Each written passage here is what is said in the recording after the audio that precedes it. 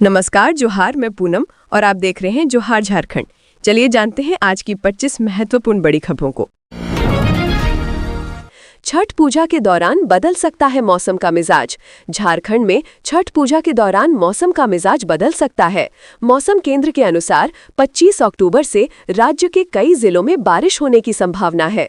29 अक्टूबर को पूर्वी सिंहभूम, पश्चिमी सिंहभूम, सिमडेगा, सरायकेला खरसावां, देवघर, दुमका, गिरिडीह, गोड्डा, जामताड़ा, पाकुड़, साहिबगंज में भारी बारिश की संभावना है, जिसे लेकर येलो अलर्ट जारी किया गया है।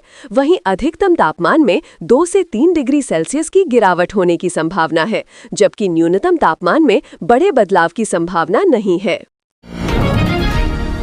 चतरा में सीएसपी संचालक से 70,000 कैश की लूट। बाइक सवार 4 अपराधियों ने की वारदात। मयूराहंड के जंगल की ओर भाग निकले। चतरा जिले के इटखोरी थाना क्षेत्र में शुक्रवार को दिन दहाड़े लूट की घटना हुई है। थाना से लगभग 5 किलोमीटर दूर गोलकाबर गांव में एसबीआई के सीएसपी ग्राहक सेवा केंद्र विकास कुमार से 70,000 रुपए नगद समेत मोबाइल और लैपटॉप लूट लिए गए। अपराधियों ने हथियार के बल पर इस वारदात को अंजाम दिया। संचालक विकास कुमार ने बताया कि बाइक पर सवार 4 अपराधी उनके सीएसपी सेंटर पहुंचे। उन्होंने पिस्टल की नोक पर लूट की और मौके से फरार हो गए। घटना की सूचना मिलते ही इटखोरी थाना पुलिस पीसीआर वैन के साथ मौके पर पहुंची और अपराधियों का पीछा करना शुरू किया। पुलिस के अनुसार अपराधी पीछा करते देख दंदाहा घाटी मयूराहंड के जंगल की ओर भाग निकले। सीएसपी संचालक विकास कुमार ने बताया कि शुक्रवार दोपहर को 2 बाइक पर सवार होकर कुल 4 लोग उनके सीएसपी पहुंचे।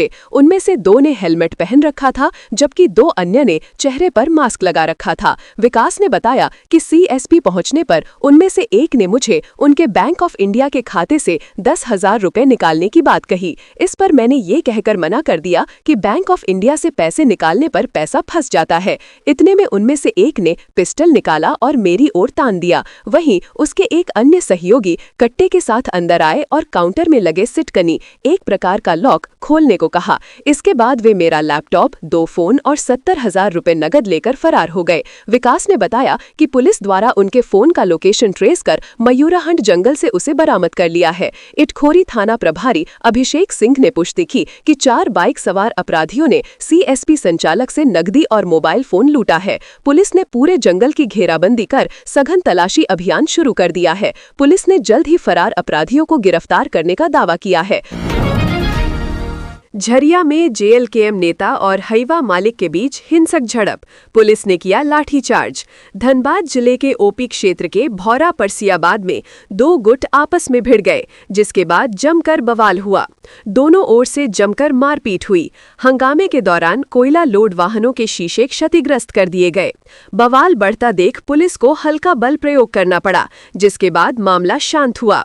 इस घटना में जेएलकेएम नेता कार्तिक महतो गंभीर रूप से घायल हैं। इसके साथ ही हादसे में दूसरे लोग भी चोटिल हुए हैं।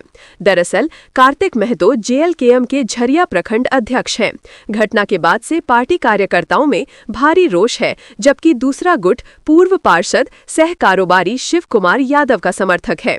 कोयला ट्रांसपोर्टिंग में लगे वाहनों के परिचालन में आए दिन बाधा उत्पन्न करने और पैसा मांगने का आरोप जेएलकेएम नेता पर लगता रहा है।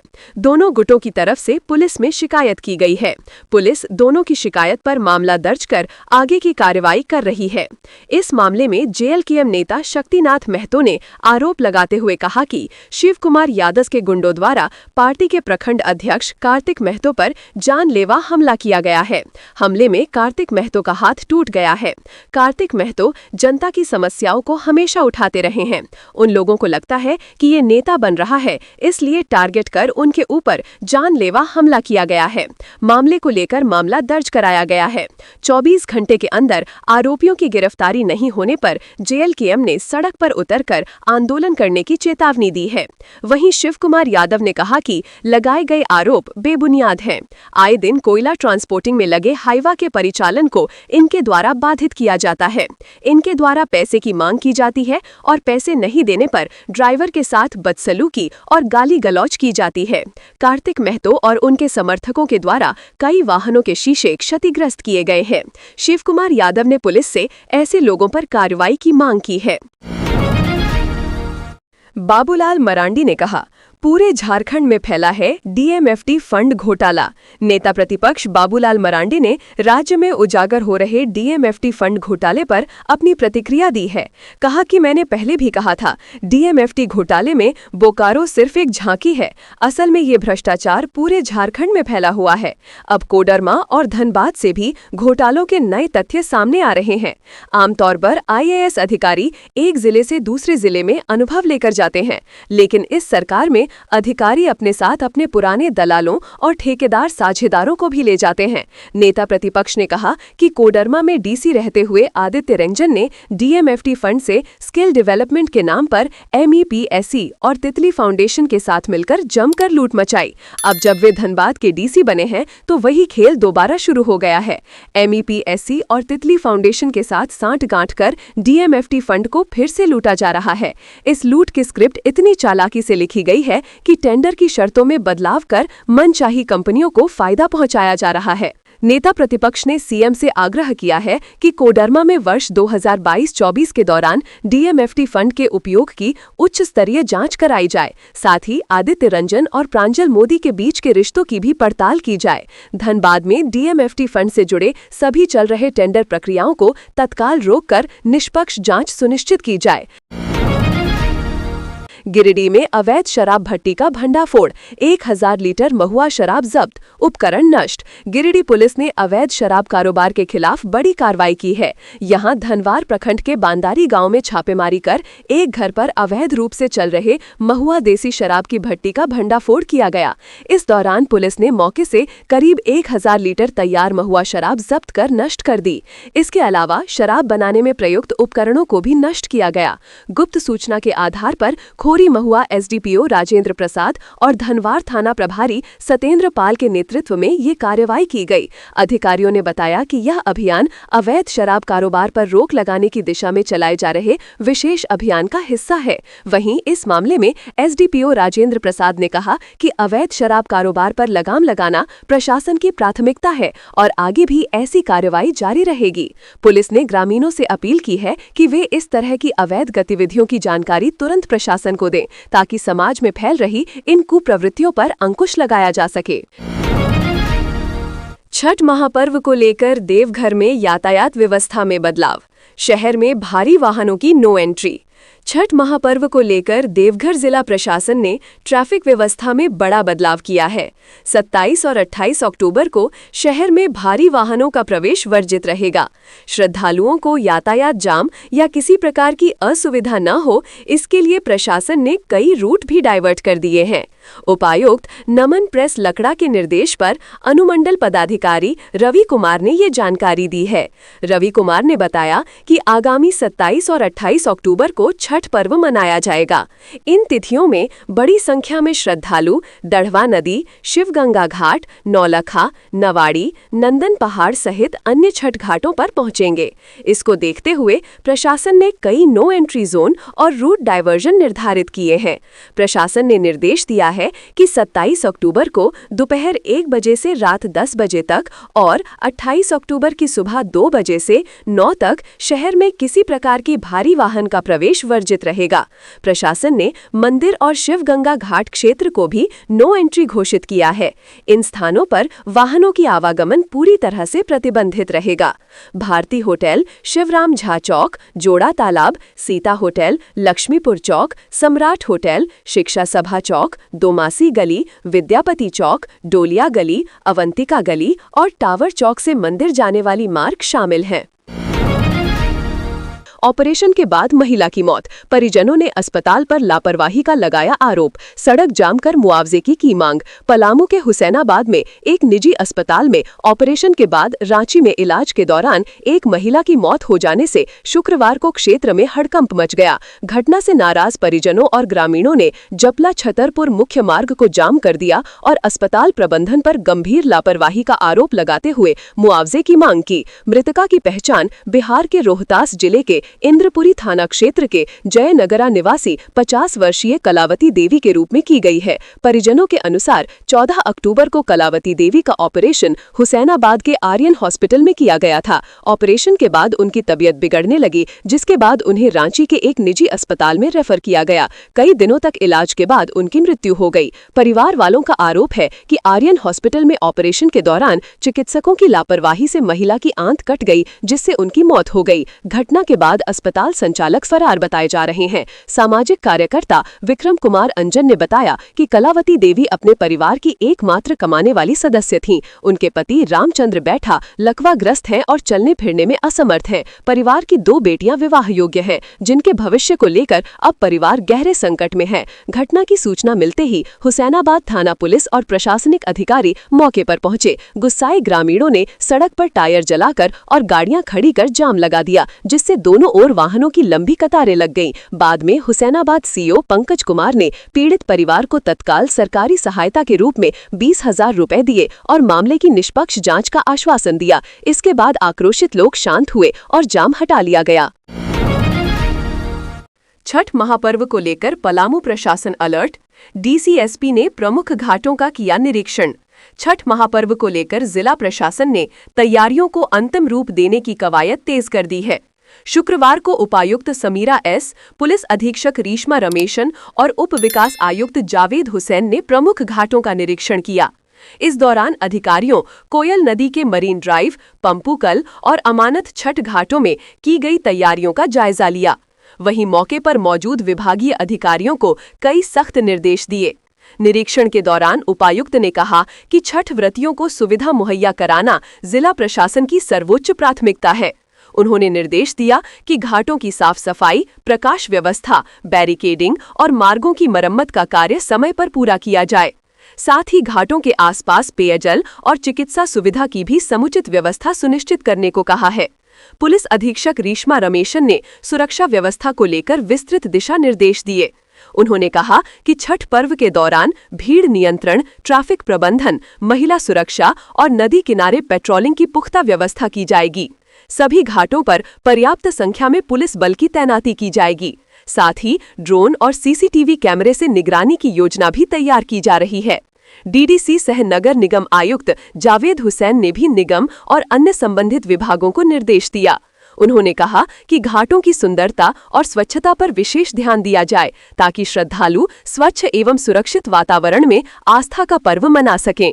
अधिकारियों ने मौके पर मौजूद स्थानीय पदाधिकारियों से कहा कि सभी विभाग आपसी समन्वय बनाकर कार्य करें और छठ पर्व से पहले सभी तैयारी पूरी कर लें।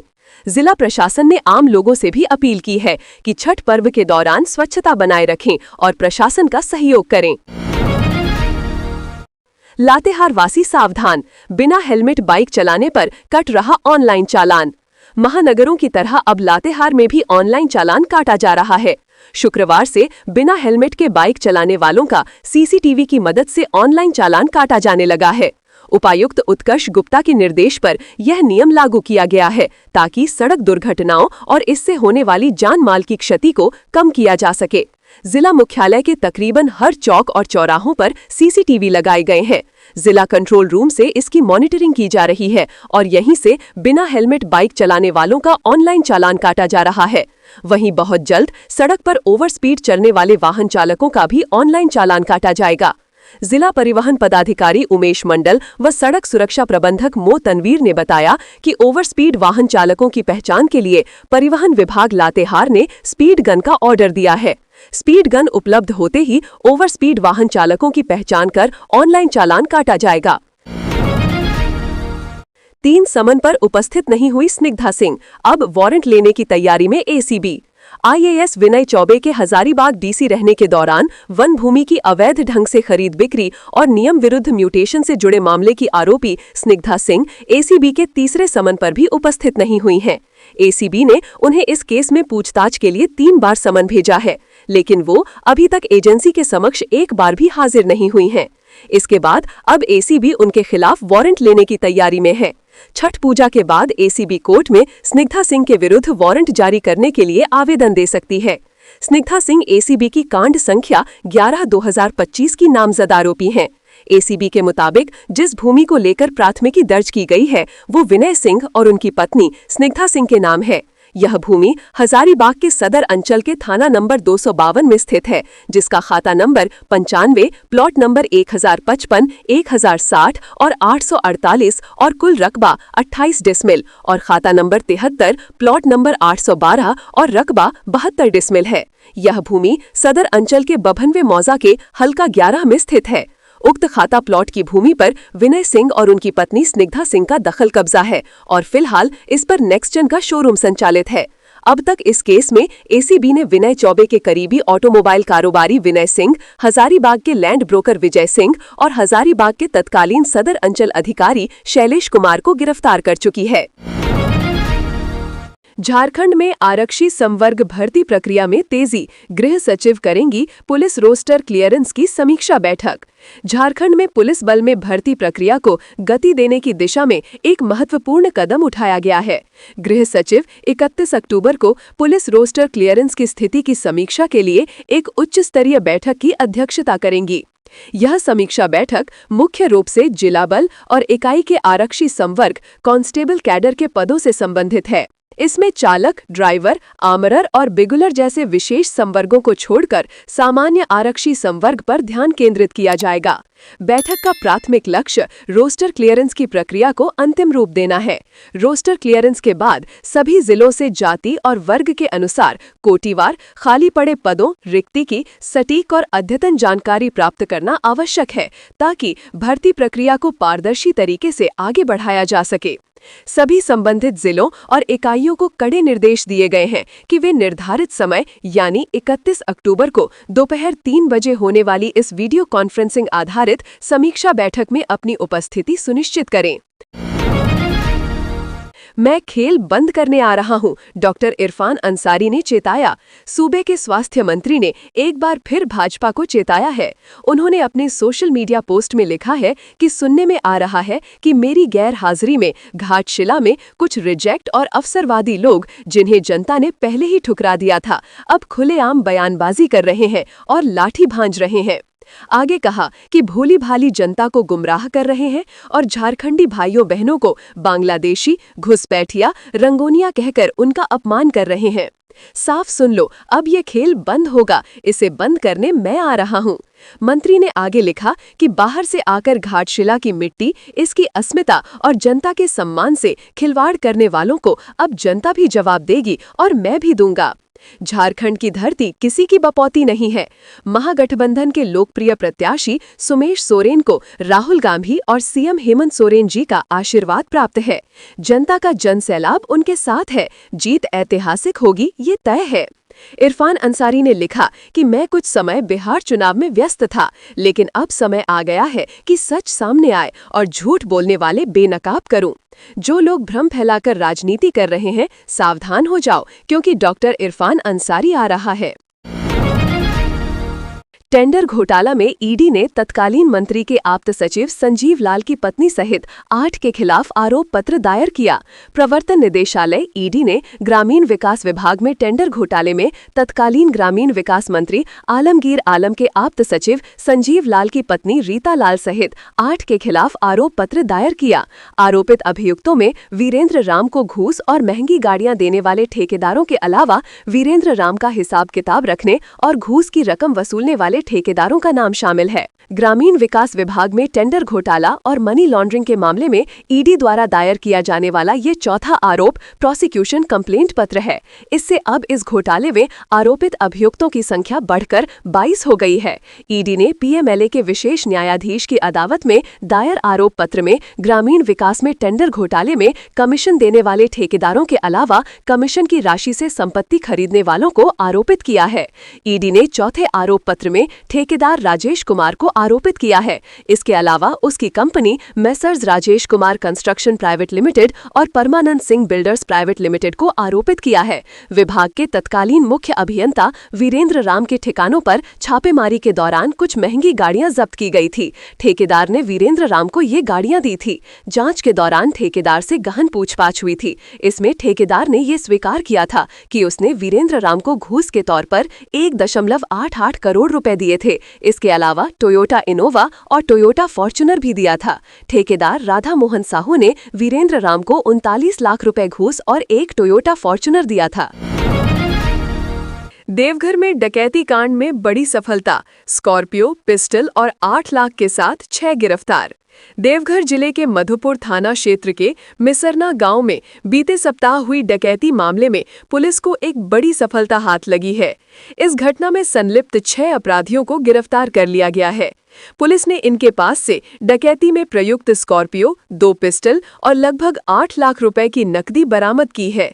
ज्ञात हो कि एक सप्ताह पहले मिसरना गांव निवासी सीताराम मंडल के घर पर 8 से 10 की संख्या में डकैतों ने धावा बोला था और बड़े पैमाने पर जेवरातों की लूट कर फरार हो गए थे। डकैती की पूरी वारदात घर में लगे सीसीटीवी कैमरे में कैद हो गई थी। पुलिस ने मामले में गंभीरता दिखाई और सीसीटीवी फुटेज और तकनीकी लोकेशन के आधार पर अपराधियों की पहचान कर उन तक पहुंची। पुलिस ने इस कार्रवाई में 6 संदिग्ध अपराधियों को हिरासत में लिया है। गिरफ्तार अपराधियों के पास से पुलिस ने एक देसी पिस्टल और एक खिलौना पिस्टल के साथ साथ डकैती की रकम में से करीब 8 लाख रुपए बरामद किए हैं।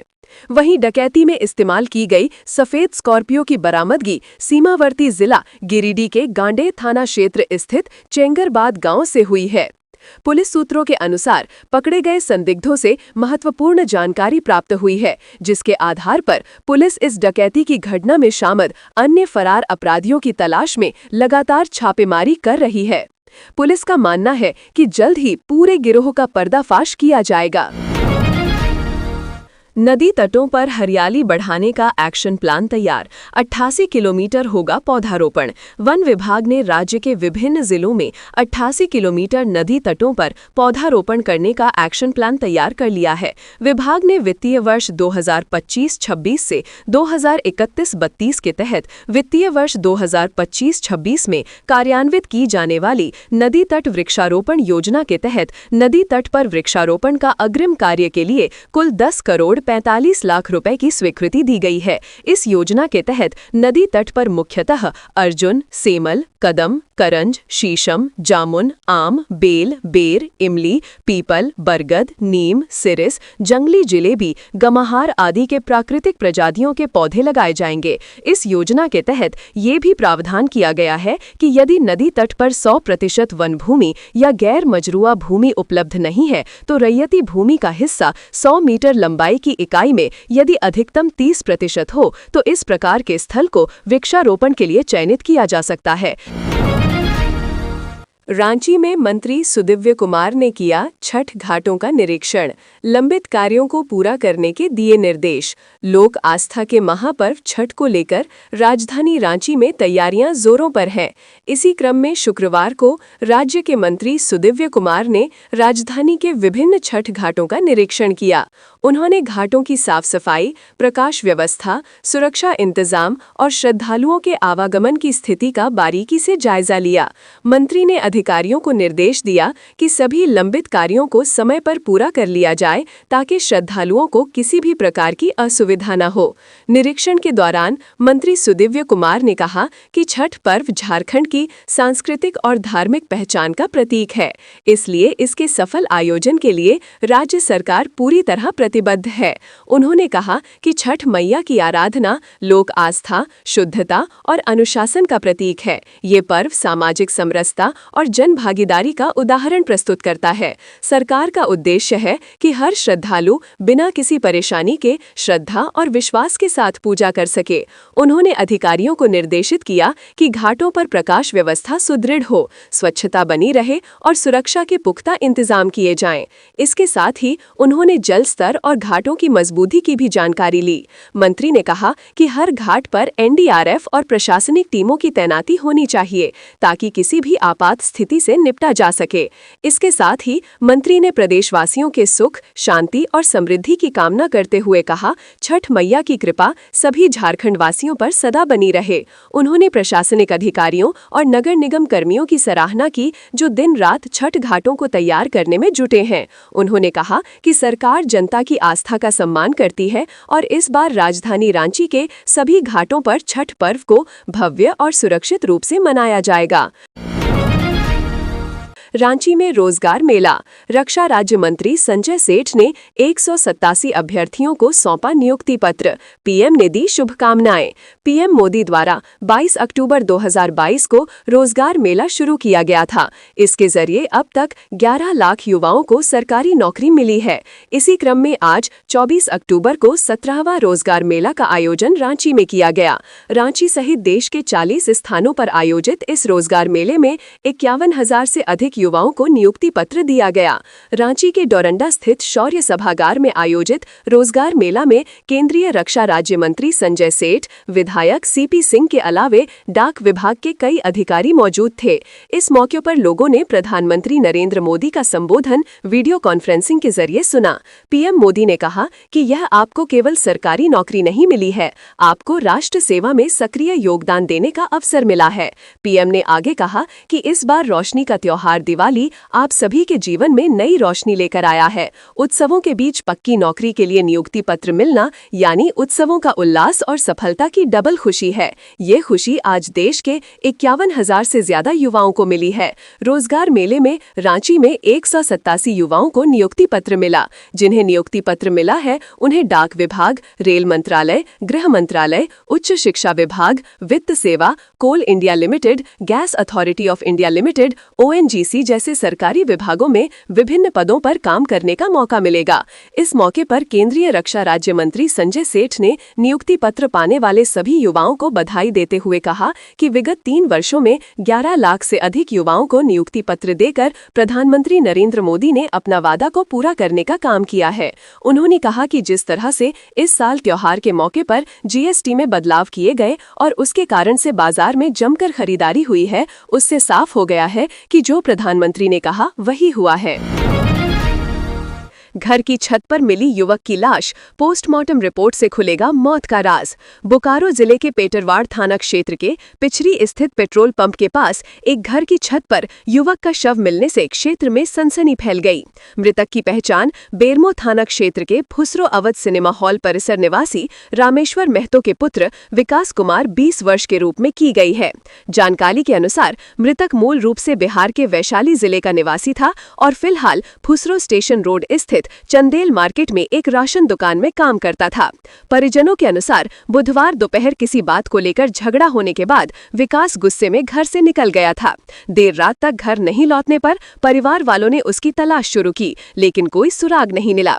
शुक्रवार सुबह पेटरवाड़ थाना क्षेत्र के पिछरी स्थित कपूर मिश्रा के मकान की छत पर एक युवक का शव देखा गया। मकान मालिक कपूर मिश्रा ने बताया कि उन्होंने सुबह छत पर शव देखा और तुरंत पुलिस को सूचना दी। सूचना मिलते ही जरीडी सर्कल इंस्पेक्टर शैलेंद्र कुमार सिंह, पेटरवाड़ थाना प्रभारी राजू कुमार मुंडा, एसआई सुनील कुमार पटेल, बेरमो थाना प्रभारी रोहित कुमार सिंह दल बल के साथ मौके पर पहुंचे और जांच में जुट गए। इंस्पेक्टर शैलेंद्र कुमार सिंह ने बताया कि प्रथम दृष्टया मामला संदिग्ध लग रहा है। युवक की मौत कैसे हुई इसका पता पोस्टमार्टम रिपोर्ट आने के बाद ही चल सकेगा। पुलिस ने शव का पंचनामा कर पोस्टमार्टम के लिए तेनुघाट अस्पताल भेज दिया है। जमशेदपुर के गोविंदपुर पुलिस ने बड़ी वारदात की योजना बनाने वाले 4 अपराधियों को किया गिरफ्तार। जमशेदपुर के गोविंदपुर थाना की पुलिस ने बड़ी वारदात को अंजाम देने की योजना बनाते 4 अपराधियों को गिरफ्तार किया है। इनके पास से पुलिस ने एक देसी पिस्टल, 2 जिंदा गोली और एक खोखा बरामद किया है। पुलिस की गिरफ्तारी में आए इन सभी आरोपियों का पूर्व से आपराधिक इतिहास रहा है। उक्त जानकारी शुक्रवार को सिटी एसपी कुमार शिवाशीष ने दी। सिटी एसपी ने बताया कि पूछताछ में अपराधियों ने कबूल किया है कि उन्हें हथियार अमरनाथ गैंग के सौरभ सिन्हा ने रखने के लिए दिया था। गिरफ्तार आरोपियों में बिरसा नगर स्थित प्रकाशन नगर का रोहित लोह उर्फ बॉड बाबा, गोविंदपुर के घोड़ा बांधा का गौरव गोस्वामी, परसूडी के हलूद बनी शिव मंदिर रोड का सन्नी सिंह उर्फ श्रेष्ठ सिंह और गोविंदपुर के जनता फ्लैट का हिमांशु कुमार शामिल है। वहीं पुलिस की छापेमारी टीम में सिटी डीएसपी सनील चौधरी, गोविंदपुर थाना प्रभारी पवन कुमार, एसआई चंद्रशेखर पिंगुआ, सर्वजीत कुमार, एएसआई रविशंकर कुमार आदि शामिल थे। तो ये थी आज की झारखंड के महत्वपूर्ण बड़ी खबरें। अगर आप इसी तरह झारखंड के हर छोटी से बड़ी खबर की जानकारी पाना चाहते हैं तो आप हमारे चैनल को सब्सक्राइब करके रखें। तो हमें दीजिए इजाजत, फिर मिलते हैं अगली न्यूज़ में। धन्यवाद।